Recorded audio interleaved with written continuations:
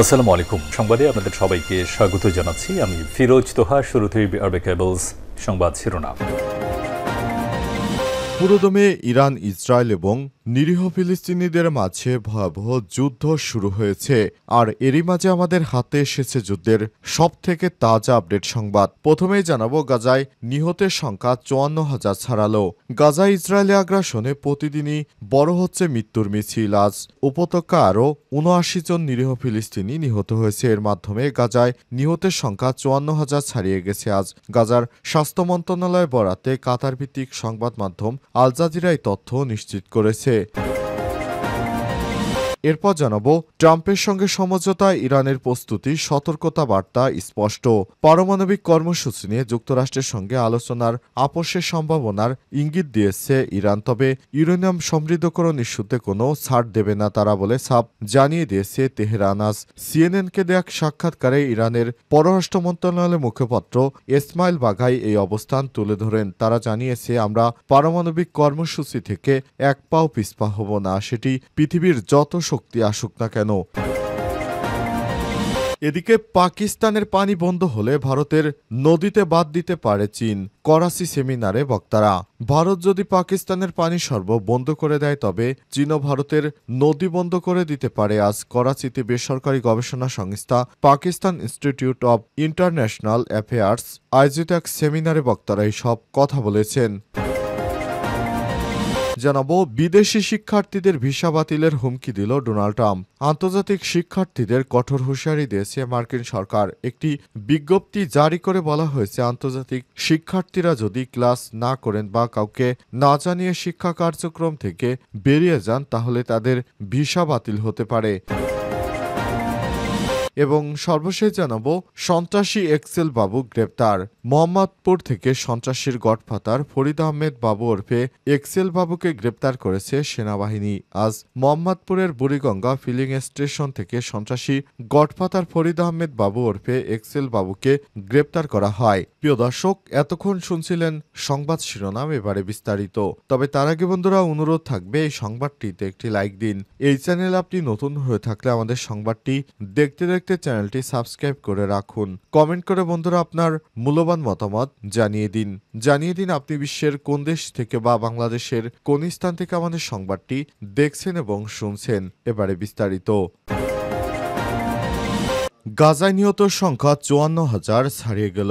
গাজায় ইসরায়েলি আগ্রাসন প্রতিদিনই বড় হচ্ছে মৃত্যুর মিছিল। সোমবার ২৬শে মে উপত্যকায় আরও ৭৯ ফিলিস্তিনি নিহত হয়েছে। এর মাধ্যমে গাজায় নিহতের সংখ্যা ৫৪,০০০ ছাড়িয়ে গেছে। আজ গাজার স্বাস্থ্য মন্ত্রণালয়ের বরাতে কাতার ভিত্তিক সংবাদ মাধ্যম আল জাজিরা এই তথ্য নিশ্চিত করেছে। ব্রিটিশ সংবাদ মাধ্যম বিবিসি বলছে, আজ রাতভর ইসরায়েলের চালানো হামলার বেশিরভাগই লক্ষ্যবস্তু ছিল বাস্তুচ্যুত ফিলিস্তিনি আশ্রয় নেওয়া বিভিন্ন স্থাপনা। তবে ইসরায়েলের দাবি, হামাস এবং ইসলামী জিহাদ কমান্ডো এবং সেন্টার লক্ষ্য করে হামলা চালিয়েছে তারা। বেসামরিক মানুষের হতাহতের জন্য ফিলিস্তিনি স্বাধীনতাকামী সংগঠন হামাসকেই দায়ী করেছে তারা।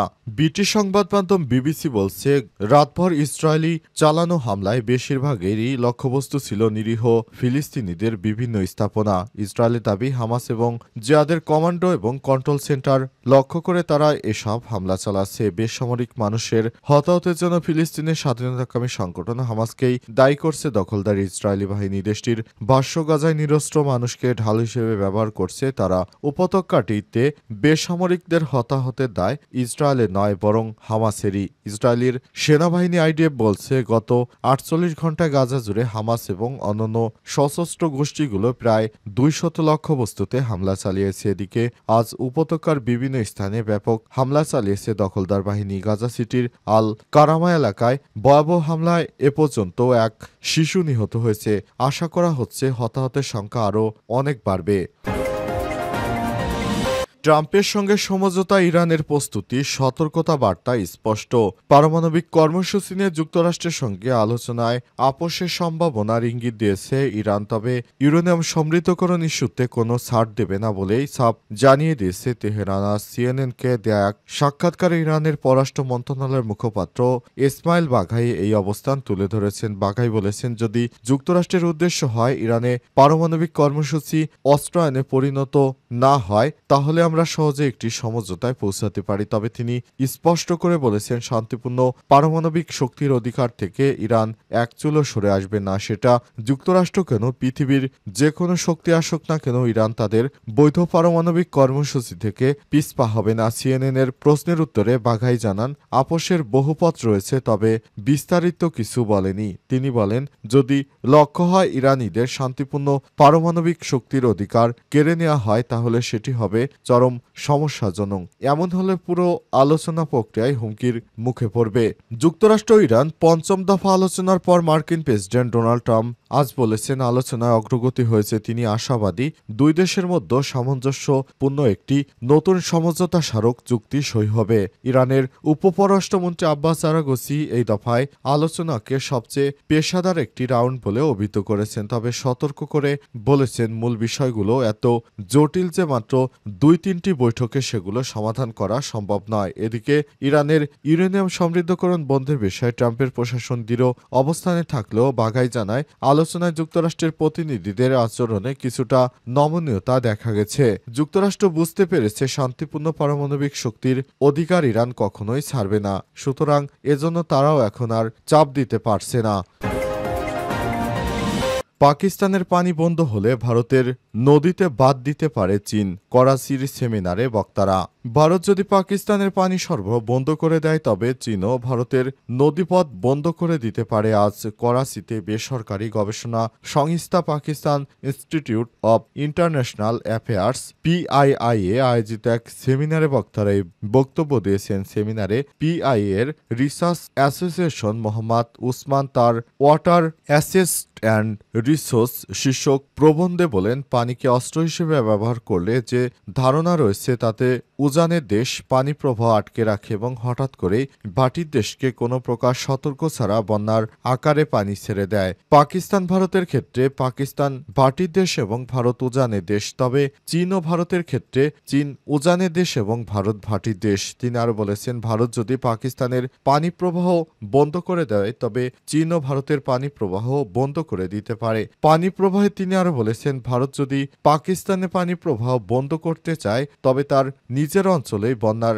ঝুঁকি বাড়বে। এছাড়াও পানি বন্ধের জন্য বিভিন্ন অবকাঠামো প্রয়োজন হবে। এতে তৈরি হতে বিলিয়ন বিলিয়ন ডলার খরচ এবং কয়েক বছর সময়ের প্রয়োজন হবে। সেমিনারে PII chairman doctor Masuma Hasan জানান, চলতি বছর 22 এপ্রিল ভারত অধিকৃত কাশ্মীরের পেহেলগামে হামলার ঘটনায় কোনো প্রমাণ ছাড়াই ইসলামাবাদকে অভিযুক্ত করে নয়াদিল্লি। এর জেরে 1960 সালে দুই দেশের মধ্যে স্বাক্ষরিত ইন্দুস পানি চুক্তি স্থগিত করে দেয় ভারত। এ অবস্থায় পাকিস্তান বর্তমানে খুব সমস্যার মুখে পড়েছে, কারণ তাদের সবথেকে গুরুত্বপূর্ণ নদী হচ্ছে সিন্ধু নদ। সেই পানি বন্ধ করে দিলে পাকিস্তানের অবস্থা খুব খারাপ হয়ে যেতে পারে। ও সন্ত্রাসী এক্সেল বাবু গ্রেপ্তার। মোহাম্মদপুর থেকে সন্ত্রাসী গডফাদার ফরিদ আহমেদ বাবু ওরফে এক্সেল বাবুকে গ্রেপ্তার করেছে সেনাবাহিনী। আজ বিকেলে মোহাম্মদপুরের বুড়িগঙ্গা ফিলিং স্টেশন থেকে সন্ত্রাসী গডফাদার ফরিদ আহমেদ বাবু ওরফে এক্সেল বাবুকে গ্রেপ্তার করা হয়। মোহাম্মদপুরের সেনাবাহিনী তাকে গত কয়েক মাসে 4 থেকে 5 বার গ্রেপ্তারের জন্য অভিযান চালায়, কিন্তু সেনাদল পৌঁছার আগেই তিনি বিভিন্নভাবে পালিয়ে যেতে সক্ষম হন। আজ তথ্য প্রযুক্তির সহায়তায় এক্সেল বাবুর সুনির্দিষ্ট অবস্থান নিশ্চিত করে মোহাম্মদপুর সেনাবাহিনীর একটি চৌকস দল তাকে গ্রেপ্তার করেছে। তার বিরুদ্ধে ঢাকার বিভিন্ন থানায় 4টি হত্যা মামলা সহ সন্ত্রাস ও অস্ত্র চাঁদাবাজির আরও 12 থেকে 13টি মামলা রয়েছে। তিনি মোহাম্মদপুরের শীর্ষ সন্ত্রাসী কবজি কাটা আনোয়ার ওরফে শুটার আনোয়ারের গডফাদার হিসেবে পরিচিত। এক্সেল বাবুর ছত্রছায়ায় রাজধানীর মোহাম্মদপুরের বিভিন্ন কিশোর গ্যাং ও সন্ত্রাসী গং পরিচালিত হয়ে আসছিল। তাকে পরবর্তী আইনি পদক্ষেপের জন্য রাজধানীর মোহাম্মদপুর থানায় হস্তান্তর করা হবে বলে জানিয়েছে মোহাম্মদপুর সেনাবাহিনী। জানা গেছে, শেখ হাসিনা পালিয়ে যাওয়ার পর মাথাচাড়া দিয়ে উঠছিলেন তিনি। এই বাবুর নেতৃত্বে পুরো ঢাকায় সন্ত্রাসী কার্যক্রম শুরু হয় এবং সেখান থেকে সারা বাংলাদেশকে অস্থিতিশীল করার জন্য তিনি গোপনভাবে মিশন পরিচালনা করে আসছিলেন। অবশেষে তাকে গ্রেপ্তার করতে সমর্থ হয়েছে সেনা সদস্যরা। তাকে গ্রেপ্তার করে তাকে সেনাবাহিনীর জিম্মিতে রাখা হয়েছে। বর্তমানে তার সর্বশেষ অবস্থান সম্পর্কে নিশ্চিত হওয়া যায়নি। তিনি সেনাবাহিনীর হেফাজতে আছে, এটি সর্বশেষ তথ্য থেকে জানা গেছে।